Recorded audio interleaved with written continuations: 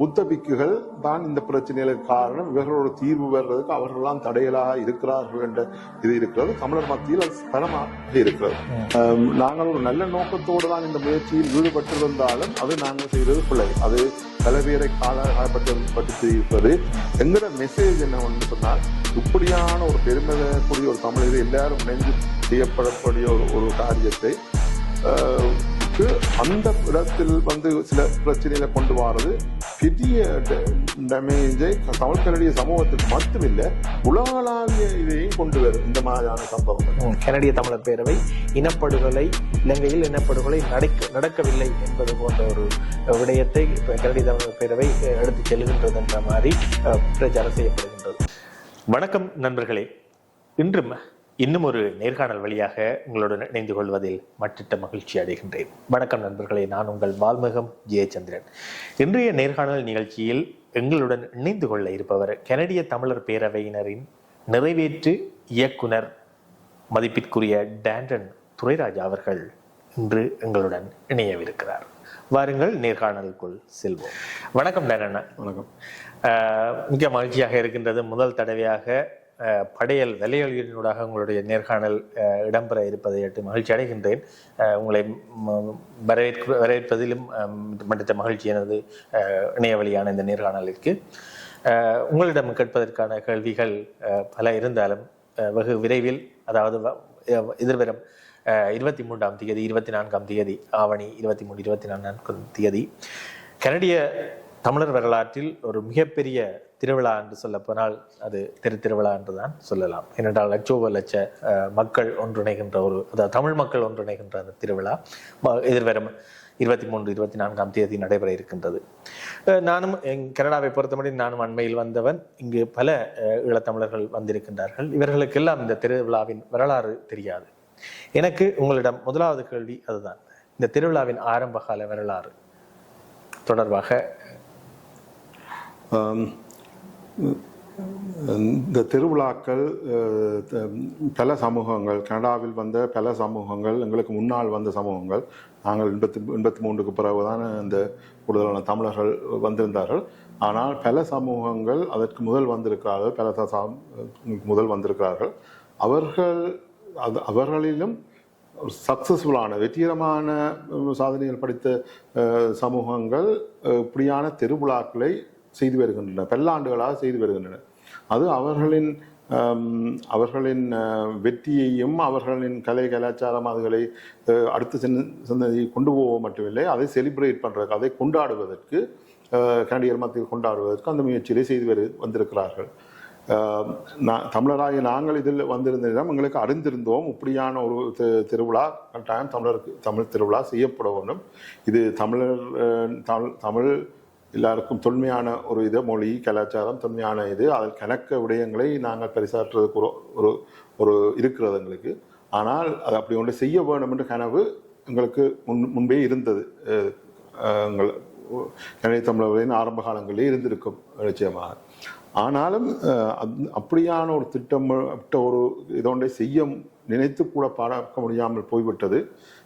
எங்களுக்கு தாயத்தில் நடந்து கொண்டிருந்த பிரச்சனைகளால் 2009 மட்டுக்கும் எனக்கு 2005 தான் நான் கனடிய தமிழர் இணைந்திருந்தேன்.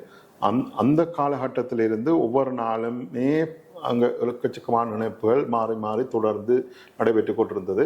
அதனை நிறுவுவதற்காக, நீதி கேட்பதற்காக அதற்கான வேலை திட்டங்கள் இரவுகளாக அதை மட்டும்தான். அதை தவிர வேறொரு நீண்ட காலத்துவ திட்டங்கள் ஒன்றையும் திட்டமிட முடியவில்லை. 2009ஆம் ஆண்டு மே மாதம் போர் முடிவிட்ட பிறகும் ஒரு சில வருடங்கள் தொடர்ச்சியாக அந்த பிரச்சனை மக்கள் சிறைகளுக்கும் அதிலும் இருந்து பெரிய கஷ்டங்கள் எல்லாம் இருந்தபடினால் ஒரு சில வருடங்கள் கூட நீண்ட கால திட்டமிடல்கள் செய்யப்பட முடியவில்லை. அதன் பின் நாங்கள் இப்படி ஒன்றை செய்வதற்கான முயற்சிகளை ஆரம்பித்தோம். முதலில் சில வருடங்கள் வேறு ஸ்காப்ரோவில் தான் தமிழர்கள் கணக்கு பேர் இருக்கிறோம். அந்த இடத்துல வேறு இது பார்த்தால் டேஸ்ட் ஆஃப் லாரன்ஸ் என்று நடைபெறுகிற street festival, taste of Asia and ஸ்டீல்ஸுக்கு ஜஸ்ட் நாட் ஸ்டீல்ஸில் நடக்கிற ஃபெஸ்டிவல், அந்த 2 ஃபெஸ்டிவல் தான் இந்த பகுதியில் இருக்கிற பெரிய ஃபெஸ்டிவல். அவர்களுடன் தொடர்புகளை ஏற்படுத்தி அவர்களுடன் சேர்ந்து அவருடைய ஃபெஸ்டிவலில் பயணித்தோம். தென்னாடத்துறையாக சேர்ந்து இதில் செய்திருந்தோம். ஜூனியர் பார்ட்னராக கூட சேர்ந்து செயற்பட்டிருந்தோம். என்னென்று இதை செய்கிறதுக்குன்னு அறிகிறதுக்கும் அவர்களோட ஆலோசனைகளை பெறுவதற்கும் அவர்களின் ஆலோசனை அதில் பெற்று அதன் பிறகு ஒரு சில வருடங்களின் பின் அதோட எங்களோட ஜான் டோரி வந்து நகரபிதாவாக வெற்றியிட்டிருந்தார் 2015ஆம் மட்டில். அதுவும் எங்களுக்கு ஒரு சாதகமான சிட்டி ஆஃப் டொரண்டோவில் தான் செய்ய விரும்பியிருந்தோம். ஸ்காப்ரோவில் தான் செய்ய விரும்பியிருந்தோம்.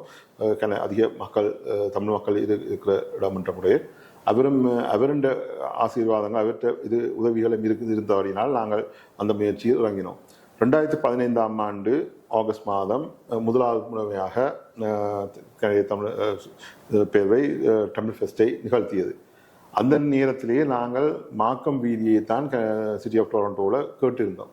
அது நடத்துவது அவர்கள் அதை தர மறுத்து விட்டார்கள். அது ஹைவே 28, அது முக்கியமான ஒரு வீதி, அதில் இவ்வளோ டிராஃபிக் போகிறது அப்படி இப்படின்னு சொல்லி அதை தர முடியாதுன்னு சொல்லி எங்களுக்கு மார்னிங் சைட் அவென்யூ ஃபின்ச்சுக்கும் நீசலுக்கும் இடையில் அந்த வீதியை தந்திருந்தார்கள்.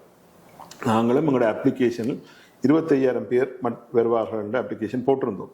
ஆனால் நாங்களும் நினைத்திருக்கவில்லை அது 1,00,000க்கும் அதிகமானவர்கள் வந்து பேராதரவுடன் இதாக நடைபெற்றது. அது நடைபெற்றிருந்தாலும் அது அந்த நெய்பர்ஹுட் அந்த ஏரியில் பெரிய பிரச்சனைகளை உருவாக்கி விட்டது. வாகனங்கள் சரிபடுவதால் ஏற்படுத்தப்பட்ட டிராஃபிக் ப்ராப்ளம், டிடிசி பஸ் எல்லாம் அதில் ஸ்டக் ஆகி அப்படி பெரிய பிரச்சனைகளை சிட்டிக்கு ஏற்படுத்தி விட்டது. அதனால் அவர்களாகவே அடுத்த முறை மாக்கம் ஸ்ட்ரீட்டை எங்களுக்கு கொடுத்தார்கள்.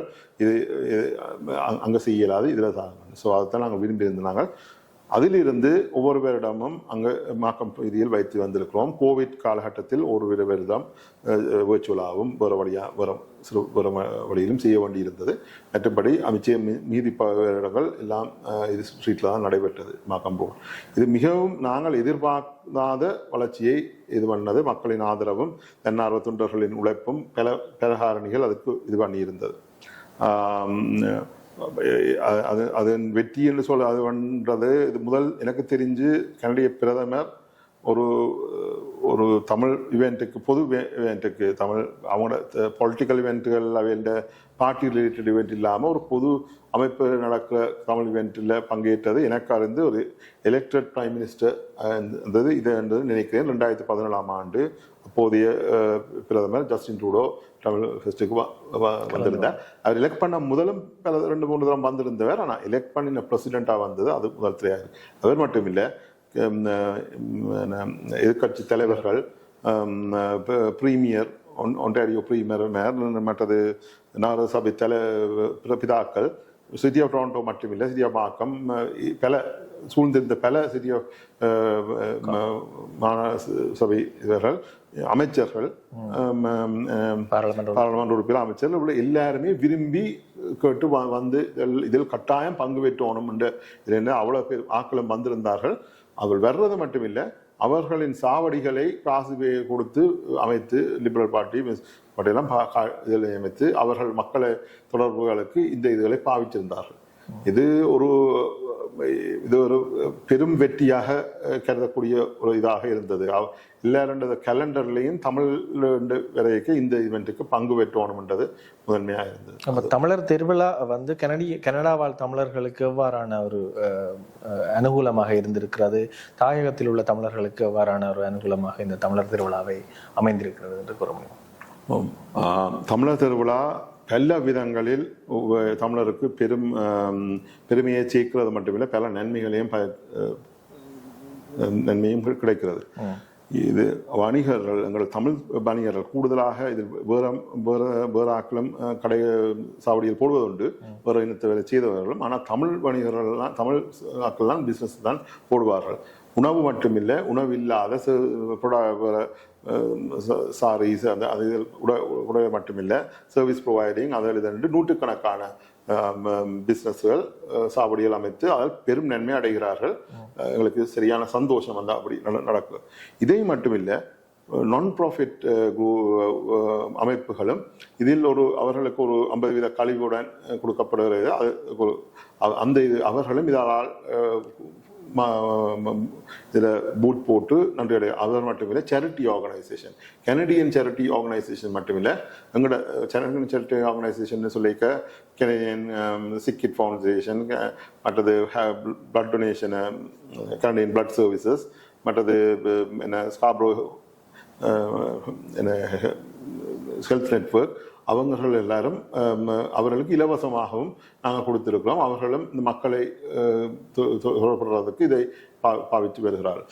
இது மட்டுமில்லை, எங்களுக்கு சமுதாயத்துக்கு மிக முக்கியமான தேவைகளாக இருக்கிறதோ கம்பெயின்ஸாக இது இருக்கிற ஐநா மனித உரிமைகளோ இல்லாட்டி இனவழிப்பு போர்க்குற்ற இதுகளுக்கான தரவுகளை கலெக்ட் பண்ணுற ஒரு தளமாகவும் நாங்கள் மட்டுமில்லை வேறு அமைப்புகள் ஹியூமன் ரைட்ஸ் இதில் செய்கிற அமைப்புகளுக்கும் இலவசமாக இதை கொடுத்து அதற்கான சப்போர்ட் எல்லாம் கொடுத்துருக்கிறோம் அந்த தரவுகளை கலெக்ட் பண்ணுறது. இது மட்டுமில்லை, தமிழ் நினைவு தூவி இனவழிப்பு நினைவு தூவி நடத்துவதற்கான இலவச சாவடியில் கொடுத்து அந்த கேம்பெயினை ப்ரொமோட் பண்ணுறதுக்கு உதவி செய்திருக்கிறோம். தமிழ் சமூக மையம் அமைப்பதற்காக விவசாய கொடுத்து இது பண்ணியிருக்கோம். அவர் கேட்டாட்டியும் ஆஃபர் பண்ணி அப்படியானதில் செய்திருக்கிறோம்.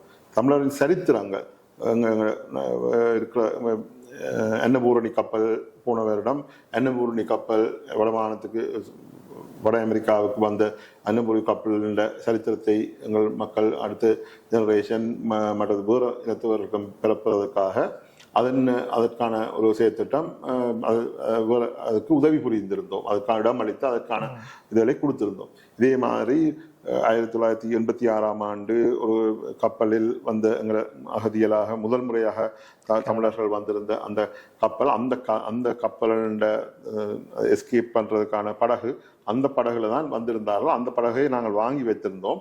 எங்களை சரித்திரத்தை இது பண்றதுனால அதையும் டிஸ்பிளே பண்ணி எல்லாம் செய்திருந்தோம். இப்படியான பல வேலை திட்டங்கள் செய்யலாம். இதை தவிர தாயகத்துக்கு தாயகலேருந்து கொண்டு வரப்படுற ப்ராடக்ட்ஸுகளை ப்ரொமோட் பண்ணுறதுக்கு, அதனால் அவர்களுக்கு அங்கே இருக்கிறவர்களுக்கு நன்மை கிடைக்கும் உண்டு. அதை பிஸ்னஸாக செய்கிறவர்களுக்கு அரவாசி கழிவுகளில் கொடுத்திருந்தோம். அவர்கள அந்த ப்ராடக்ட்ஸுகளை கொண்டு வர ஃபோக்கஸ் பண்ணி செய்கிறவர்களுக்கு கொடுத்திருந்தோம். இது மட்டும் இல்லை, தாயத்திலேருந்து கனடிய தமிழர்களின் செயற்பாடுகளாக இருந்த இந்த முல்லை ஃபேஷன் சொல்லி அங்கே இருக்கிற ஹேண்ட்லூம், இது பெண்கள் தலைமைதாங்க குடும்பங்கள் அதனால் செய்யப்படுற அதுகளை கொண்டு வந்து ப்ரொமோட் பண்ணுறதுக்கான இதுகள், முருங்கை இது ஒன்று நாங்கள் செய்கிறோம் வெஹிக்கிளோ ஃபார்மில், அதுக்கான ப்ராடக்ட்ஸுகள், அப்படியான ப்ராடக்ட்ஸுகள் மட்டுமில்லை. தாயத்தில் இப்போ யாழ்ப்பாணத்தில் 3-4 சேம்பர் ஆஃப் காமர்ஸ்கள் இருக்கிறது. அங்கே இருக்கிற மக்கள் வந்து தங்களோட ப்ராடக்ட்ஸுகளை சர்வீசஸையும் இங்கே ப்ரொமோட் பண்ண விரும்பினா அவர்களுக்கு நாங்கள் சாவடியில் இலவசமாக தருவோம். நீங்கள் உங்களோட மெம்பர்ஸ் உங்களோட பிசினஸை இங்கே டார்கெட் பண்ணி வாரவர்களுக்கு நீங்கள் அவர்கள் வந்து இதை பயன்படுத்தலாம். இலங்கையில அதாவது உள்நாட்டு உற்பத்திகளை மேற்கொள்வர்கள் வந்து அங்க உள்ள வர்த்தக சம்மேளனத்துக்கு கூட தொடர்பு கொண்டு ஒருவேளை அங்கிருந்து ஏதாவது ஏற்றுமதி செய்ய விரும்பினால், அதாவது கனடாக்கு ஏற்றுமதி செய்யணும், அங்க உள்ள வர்த்தக சம்மேளனத்தோட தொடர்பு கொண்டு அந்த வர்த்தக சம்மேளனம் உங்களை தொடர்பு கொண்டு அவர்களுடைய உற்பத்தி பொருட்களை காட்சிப்படுத்துவது. ஏற்றுமதி மட்டும் இல்லை, சேவைகளை ப்ரொவைட் பண்றவர்கள் இங்க இருக்கிற மக்களை டார்கெட் பண்ண போறாங்கன்னா அவந்தவர்களா, ஏன்னா அதை செக் பண்றதுக்கு எங்களால் முடியாது. அவர்கள் அதை செக் பண்ணி அந்த இது பண்றதுனால அவர்களுக்கான அவைகளுக்கு ஒரு பூத், அதாவது இந்த சம்மேளனத்துக்கு ஒரு பூத்தை கொடுத்தா அதுக்குள்ள அவர்கள ப்ரொமோட் பண்ணி செய்யணும். அதை பிரயோசனப்படுத்தியும் இருக்கிறார்கள். இப்பயும் நாங்கள் ஆஃபர் பண்ணி இருக்கிறோம். ஸோ அப்படியான கணக்க வேலைத்திட்டல் மற்றது தாயகத்தில் செய்கிற ஹியூமனிடேரியன் ஒர்க்குகள், அதில் இந்த மனிதனைய பணிகளை செய்யும் அமைப்புகள், அதற்கும் நல்ல பணிகளை செய்கிற அமைப்புகளுக்கும் ஃப்ரீயாக ஆஃபர் பண்ணி இருக்கிறோம். அவர்கள் செய்யும் செயற்பாடுகளை ஆயிரக்கணக்கான மக்கள் வெறுமிடத்தில் காட்சிப்படுத்துறதுக்கு காட்சிப்படுத்தி அவர்களுடைய வேலைத்திட்டங்களை கூட்டுவதற்கு ஆஃபர் பண்ணியிருக்கோம். ஒரே நேரத்தில் எல்லாரும் கொடுக்க முடியாது, ரொட்டேஷன் முறையிலேயாவது ஒரு வருஷத்துக்கும் சந்தர்ப்பங்கள் அளித்து வந்திருக்கிறோம். இப்படி பல விடயங்கள் இந்த தமிழர் திருவிழாவால் பல நன்மைகள் தமிழ் மக்கள் அடைந்து கொள்கிறார்கள். இது இவ்வாறு இருக்க நான் கடந்த வருடம் பார்த்த மக்கள் கடந்த வருடம் இதுல இது மட்டும் இல்லை, வணிகங்கள் மட்டும் இல்லை, இதுக்கு சொல்ல மறந்து விட்டேன். இதுல கலைஞர்கள், நூற்றுக்கணக்கான கலைஞர்கள், அதில் 99% கனடிய கலைஞர்கள் தான் இது பண்ணுறார்கள். அது பாடல்கள் இருக்கட்டும், டான்ஸுகள், வேறு பாரம்பரிய கலைகள் இதுகளை இது பண்ணணும் அவர்களாலும் செய்கிறார்கள். ஓரிருவர் வந்து வெளிநாட்டிலிருந்து இது பண்ண வெளிநாட்டிலிருந்து கொண்டு வர அதற்கான செலவுகள் வந்து கஷ்டம். அதனால் ஒரு தான் கொண்டு வரக்கூடியதாக இருக்கிறது. எங்கள் விருப்பம் தமிழர் வாழும் மற்ற நாடுகள், இந்தியா, தமிழ்நாடு இதில் உட்பட மலேசியா கலைஞர்களிருந்தும் அதற்கான பெர்ஃபார்மன்ஸை கொண்டு வந்து இதை ஒரு சென்ட்ரல் பாயிண்ட் ஆட்டம் செய்ய வேண்டும் என்று தாயகத்திலிருந்தும் பாடகர்களை கொண்டு வரதுக்கு ஒவ்வொரு வருடமும் முயற்சி செய்கிறாங்க. அது சில கஷ்டங்கள் இருந்தால், விசா ப்ராப்ளம் அப்படியான இருந்தாலும் நாங்கள் முயற்சி செய்து அதில் வெற்றியும் கண்டிருக்கிறோம். போன வருடத்துக்கு முந்தைய வருடம் சாந்தனுடைய மகன் வந்திருந்தாலும் நாங்கள் வேறு ஆட்களையும் கூப்பிட்டிருந்தோம். இதை தவிர தன்னார்வ தொண்டர்கள், நூற்றுக்கணக்கான தன்னார்வ தொண்டர்கள் ஒவ்வொரு வருடமும் இளைய தன்னார்வ தொண்டர்கள் இதில் வேலை செய்வதற்கு ஒரு நல்ல சந்தர்ப்பமாக பாவிக்கிறார்கள். அது அவர்களும் பெற நன்மைகளை அதில் அடைகிறார்கள். டேரன், அது அந்த ஏற்கனவே நான் சொன்னது போல, அதாவது கடந்த வருடத்துக்கு முந்தைய வருடம் பார்த்தேன் மிகவும் ஒரு பிரம்மாண்டமாக அதன் முதல் தடவையாக நான் அந்த திருவிழாவில் இணைந்து கொண்டது. அதன் பின் கடந்த வருடம் ஒரு துர்ப்பாக்கிய நிலை காணப்பட்டது. ஒரு போராட்டம் இடம்பெற்று அந்த நிகழ்வை முற்றுமுழுதுமாக ஸ்தம்பிதம் அடைய வைக்கும் வகையில் அந்த போராட்டம் நிகழ்ந்தது. மக்கள் மத்தியில் ஒரு குழப்பம் இருக்கலாம், இந்த வருடம் எவ்வாறு இந்த நிகழ்வு நடைபெறப் போகிறது, நடைபெறுமா, ஒரு அமைதியான முறையில் நடைபெறுமா என்ற ஒரு கேள்வி இருக்கின்றது. அது சம்பந்தமான ஒரு நம்பிக்கை அளிக்கும் வகையில் உங்களிடம் ஒரு பதிலை எதிர்பார்க்கின்றேன். கடந்த வருடம் அந்த போராட்டம் நடந்தது மாத்திரமல்லாமல் இங்கு இருக்கின்ற கலைஞர்கள், ஏனைய வர்த்தகர்கள், ஸ்பான்சர்ஸ் அவர்கள் ஒருத்தரும் இந்த நிகழ்வுக்கு சப்போர்ட் பண்ணக்கூடாது, போகக்கூடாது என்ற ரீதியில அச்சுறுத்தல்கள்லாம் இருந்திருக்கிறது. இந்த முறை இவையெல்லாம் என்ன மாதிரி இருக்கிறது, சரியான முறையில் நிகழ்வுகள் நடைபெறுமா என்ற ஒரு கேள்வி மக்களிடத்தில் இருக்கின்றது. ஒரு போதிய விளக்கம் அல்ல தெளிவு உங்களிடத்தில் இருந்து எதிர்பார்க்கின்றேன். இந்த கடைசி 9 வருடங்களாக தமிழர் திருவிழா மிகவும் சிறப்பாக நடைபெற்றது. நான் முதலே கூறிய மாதிரி நாங்கள் எதிர்பார்த்ததை விட பல வெற்றிகரமாக நடைபெற்றது. இந்த நேரங்களில் லட்சத்துக்கு அதிகமான 2,50,000 மக்கள் ஒரு நேரத்தில் இதில் கணிக்கப்பட்டது. அது இந்த காபேஜால தான் கணிக்கப்படலாம், எண்ணி கண்டுபிடிக்கலாது.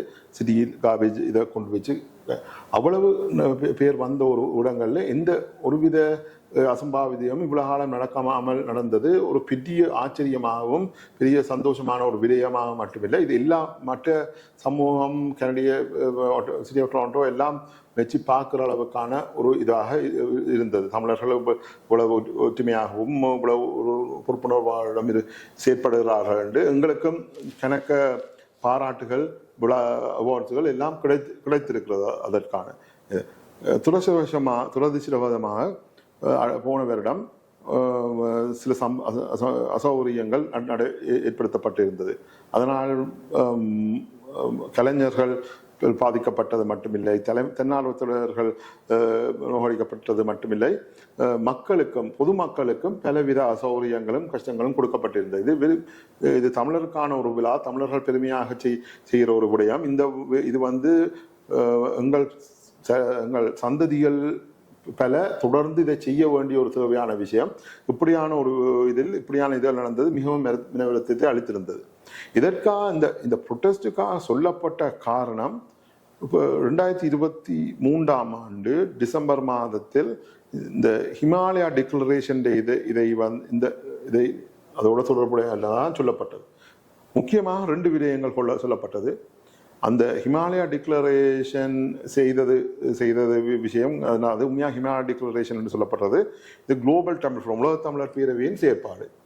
உலக தமிழர் பேரவையில் கனடிய தமிழர் பேரவை ஒரு அங்கத்தினராக இருந்தது. அது 2009ஆம் ஆண்டே உலக தமிழர் பேரவை போருக்கு பிறகு ஆரம்பிக்கப்பட்ட ஒரு குளோபலான ஒரு உலகளாவிய தமிழ் அமைப்பு என்றால் முதலாவது அமைப்பு குளோபல் தமிழ் ஃபோரம்.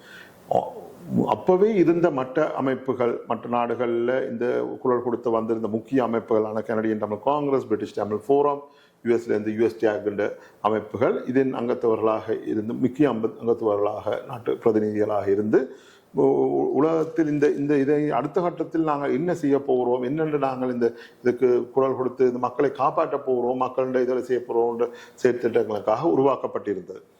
இப்போ 2009ஆம் ஆண்டிலிருந்து கனடிய தமிழர் பேரவை இதில் பங்களித்திருக்கிறது. பிடிஎஃப் வேறு அமைப்புகள் ஒரு சில காலகட்டங்களில் அவர்கள் விலகி இருந்திருக்கிறார்கள் வேறு காரணங்களுக்காக. அப்போ அந்த உலகத்தமிழர் பேரவை இந்த முயற்சியை எடுத்திருந்தது. அது வேறு பல முயற்சிகள்லையும் நாங்கள் இதோட சேர்ந்து நல்ல முயற்சிகள், அதில் வெற்றிகள் அடைந்தவன்னு தான் சொல்ல முடியும். அந்த முயற்சிகள் UNHRC மனித உரிமைகள் ஆணையத்தில் வந்து ஒவ்வொரு வருடமும் 3 முறை கூடுவார்கள். சில முறை இலங்கையை பற்றின ஃபோக்கஸ் இருக்கும். அந்த இதுகள் எல்லாம் நாங்கள் 2009ஆம் ஆண்டு மேய்க்கு முதல் இருந்து கனடிய தமிழர் பேரை அதில் போய் அழுத்தங்களை கொடுத்திருக்கிறது. இதுக்காக செய்ய எங்களுக்கு நீதி வேண்டும் என்ற விஷயத்தில் பொறுப்பு கூறல் விடயங்களில் இது பண்ணி இருக்கிறது.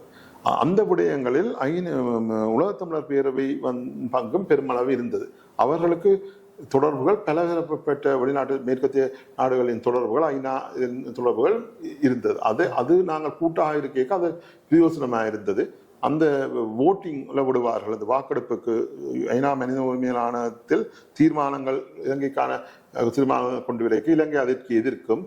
கூடுதலாக மேற்கத்திய நாடுகள் அது முன்னின்று கொண்டு வரும். அதற்கு வந்து வாக்களிக்க வேண்டும். அந்த ஐநா நாடுகளில் இருக்கிற சிலவை வாக்களிக்க வேண்டும். அதில் அவர்களை சாதகமாக வாக்களிப்பதற்கான முயற்சிகளில் கனடிய தமிழர் பேரவை உலகத்தமிழர் பேரவையில் இணைந்து அந்த நாட்டு தலைநகரங்களில் போய் வெளியுறவு அமைச்சர்களை சந்தித்து அவர்களின் முடிவுகளில் மாற்றங்களை ஏற்படுத்தி இருக்கிறது. அப்படியான இதில் எங்களுக்கு சொல்ல முடியும். அதற்கான பப்ளிக் இதிலே இருக்கிறது. இதை மட்டுமில்லை, அமெரிக்கா மிக முக்கிய நாடு. அமெரிக்கா ராஜாங்கத்தின் உயர் அதிகாரிகளை சந்திப்புகளை வைத்து வாஷிங்டன் டிசியா இருக்கட்டும், யுஎன்ல இருக்கிற ஜெனீவாவில் இருக்கிற இதுகளை, ஜெனீவா இல்லை நியூயார்க்ல இருக்கிற இதுகளை இருக்கட்டும் சந்திப்புகளை உலக தமிழர் பேரவை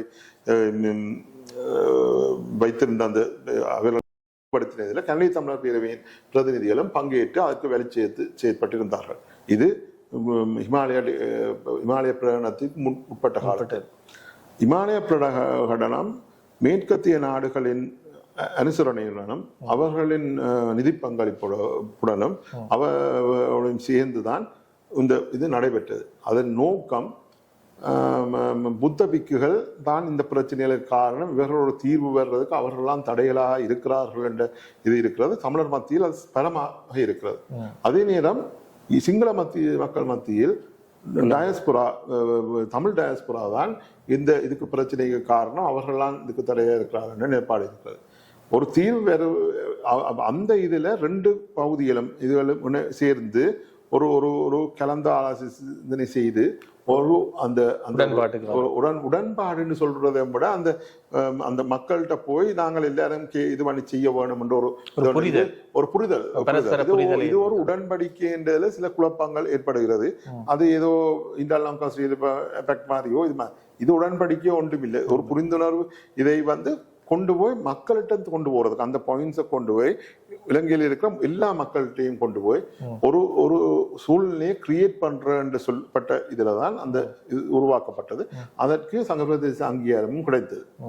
அப்ப அது வந்து முதல் கட்பாண்டுல ஒரு முதலாவது மீட்டிங்ல வந்து ஒரு பல மாசங்கள் எடுக்கும் இந்த ப்ரோசஸ் இது பண்றதுக்கு.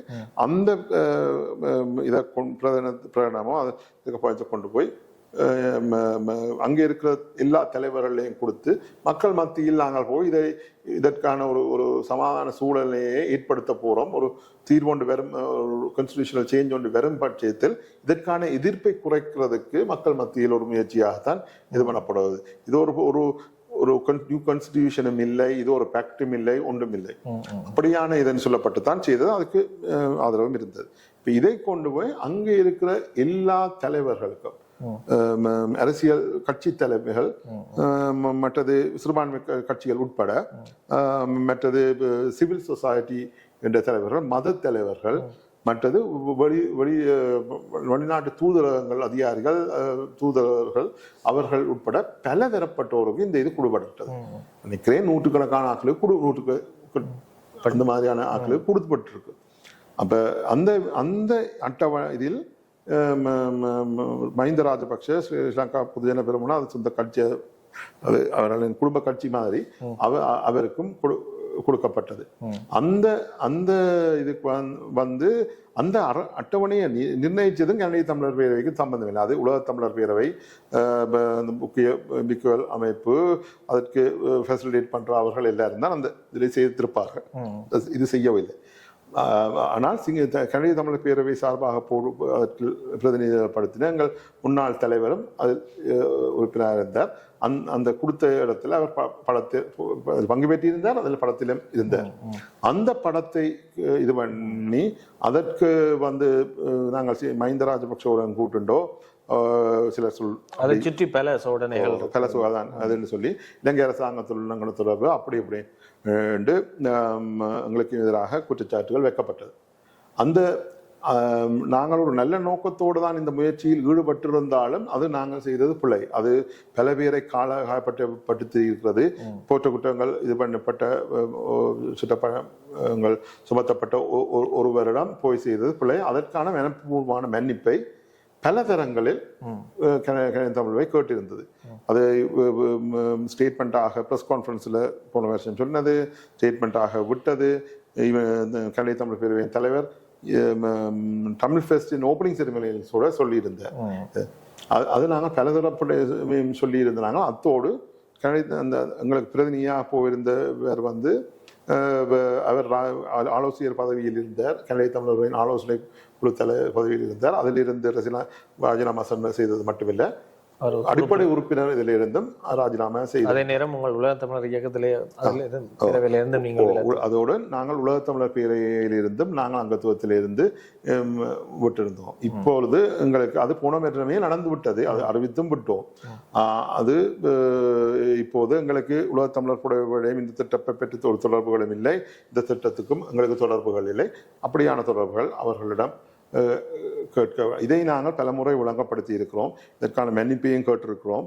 ஆனால் இது ஒரு சிலர் இதை திருப்ப திருப்ப சொல்லி வேற உள்நோக்கங்களுடன் இதை செய்து கொண்டிருக்கிறார்கள் என்று எங்களை இது பண்ணுது. நாங்கள் யாருடனும் பேச தயாராக இருக்கிறோம்.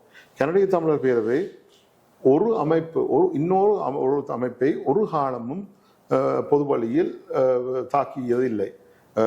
தமிழர்களுக்கு எங்களுக்கு வித்தியாசமான அணுகுமுறைகள் இருக்கலாம். ஆனால் இது நாங்கள் தமிழர்களுக்கு எங்களை பிளவுகளை காட்டக்கூடாது.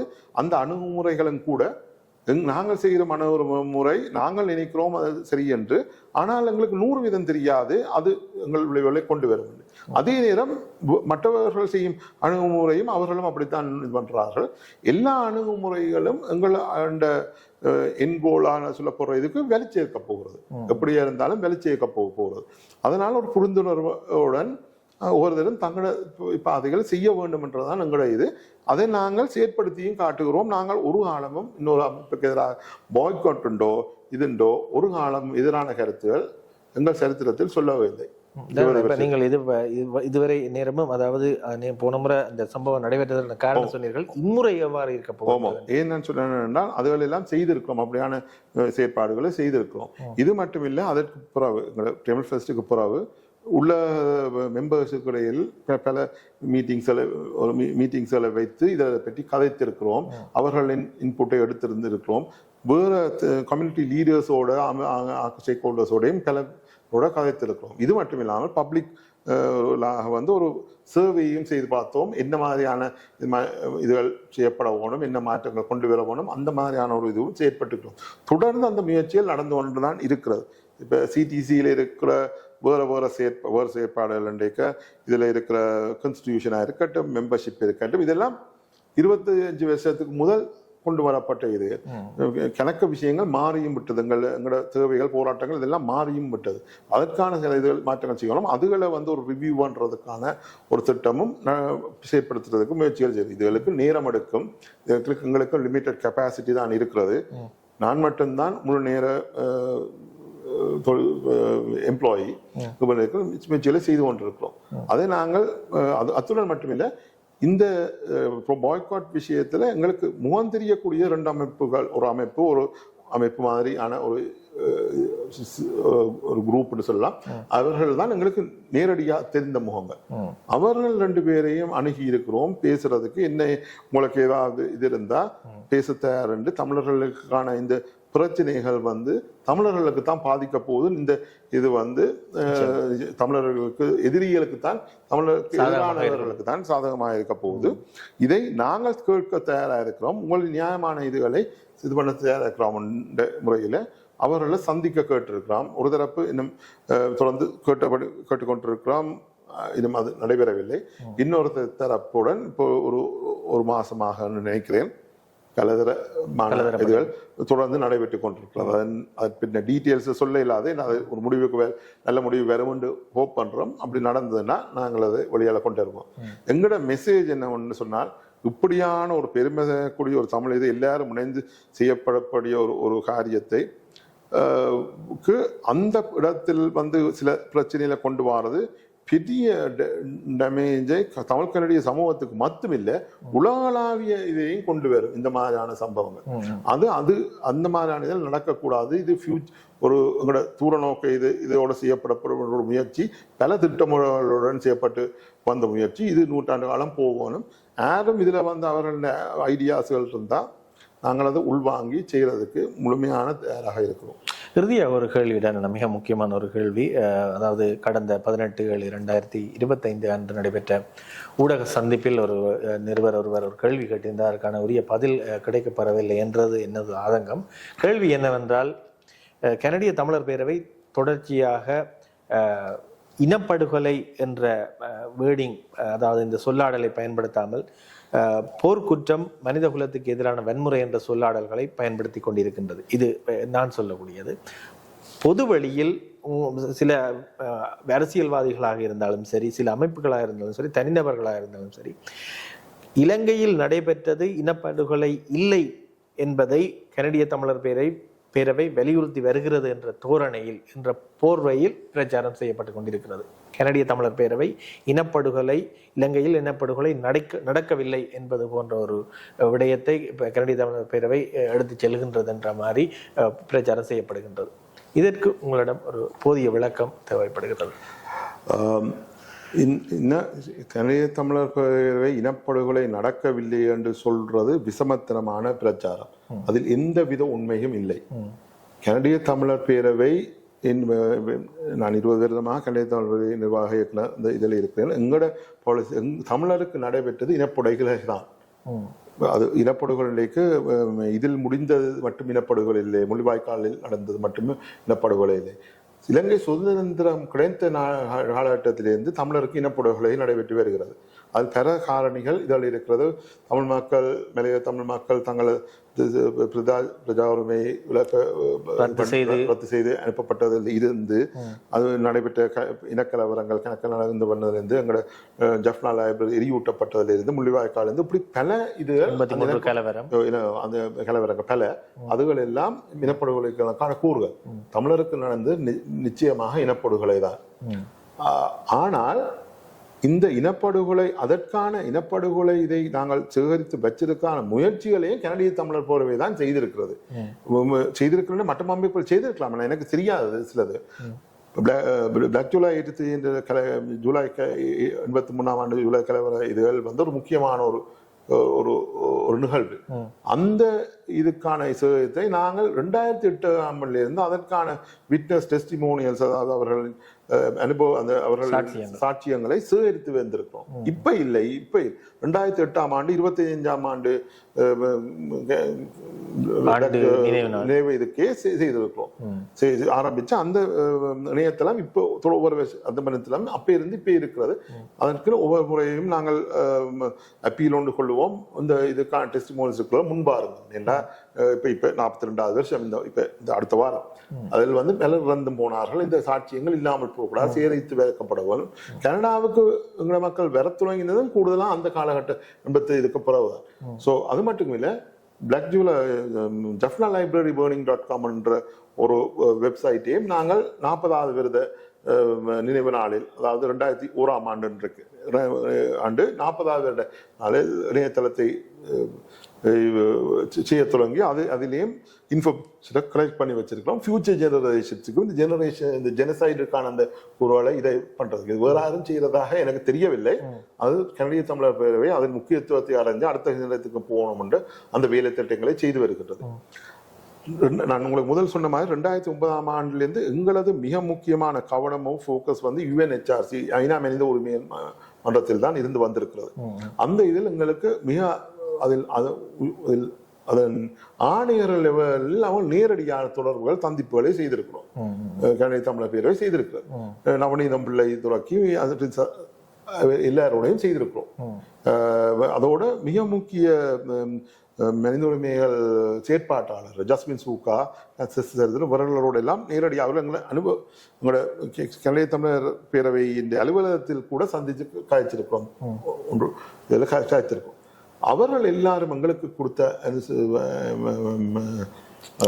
ஆலோசனை என்னவென்றால், நீ இப்ப எங்களுக்கு மனித உரிமைகள் கேட்டுக்கொள்வது வந்து அக்கௌண்டபிலிட்டி இதில் இவர்களுக்காக நீதி கேட்டு போறோம், அவர்களை தண்டிக்க சொல்லி கேட்கலாம், அதை செய்தவர்கள் குற்றச்சாட்டு சந்திக்க சொல்றோம். அவர்கள் அதற்கு சொன்ன ஆலோசனை, நீங்கள் ஜெனசைட் என்ற வார்த்தையை பிரயோகிக்காமல் war crimes and crimes against, போர்க்குற்றங்கள், கிரைம்ஸ் அகெயின்ஸ்ட் ஹியூமனிட்டி என்ற பதத்தை யூடுங்க. அது பலமான வாதங்கள். இதனால் அந்த அதில் வச்சுக்கொண்டு நீங்கள் அடைய நினைக்கிற அந்த அக்கௌண்டபிலிட்டி இந்த இதுக்கு அவர்களுக்கு தண்டனையை பெற்றுக்கொள்றதுக்கான இதை அந்த வழியால செய்யலாம். அதுதான் மோஸ்ட் எஃபெக்டிவான வேலையை செய்யலாம். போர்க்குற்றம் புரிந்தவர்களுக்கு நீங்கள் தண்டனை வழங்க வேண்டும், தண்டனை பெற்றுக் கொடுக்க வேண்டும் என்றால் நீங்கள் பயன்படுத்த வேண்டியது இப்ப இருக்கிற இது அந்த வார்த்தைகளை பாருங்கள். ஜெனசைடுன்றது நிறுவப்பட வேணும். ஜெனசைடு இன்டென்ட் என்று சொல்லப்படுறது நிறுவப்பட வேணும். அது மிகவும் கடினம். அதனால இது பண்ண வருத்தப்பட தேவையில்லை. நீங்கள் இந்த பார்வை இதில் உங்களை அட்வொகசி இதில் பாருங்கள். இவை மிக பலமானவை. அந்த அவர்களை தண்டனை கொண்டு வரதுக்கு இதுதான் சிறந்த வழி என்று ஆலோசனை வருது.